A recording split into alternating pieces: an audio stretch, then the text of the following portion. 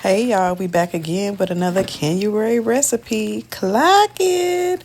This is recipe number 4. We are almost there, y'all. I said I wanted to do about 6 to 7 recipes, so we are almost there. As you can see, I am making some broth, and this broth is going to be chicken broth. Now, I only had one chicken carcass. I do have a couple more whole chickens in the deep freezer, but they have to be cooked first, obviously, before I get the carcass. So since I only have one carcass, I am doing a smaller batch for this chicken broth. But I am using about 16 cups of water, and I'm using my ball book, page 401, I believe.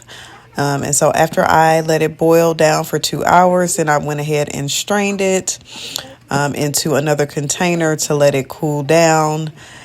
And then once it actually cools down some, then I go ahead and put it in the refrigerator. And I won't process it and do the rest of what I need to do to it until the very next day.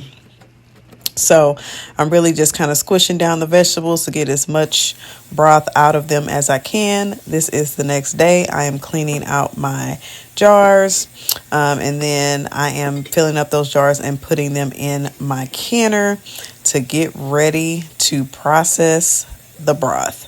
So when I take the broth out of the refrigerator, there will be a layer of fat on top, and so I will actually take that layer of fat and take a slotted spoon to get that fat out of that container, as you see me doing here. And then once I have it out of the container, then I go ahead and put this pot of broth back on the stove and just let it heat up while my jars, lids, and bands are heating up as well.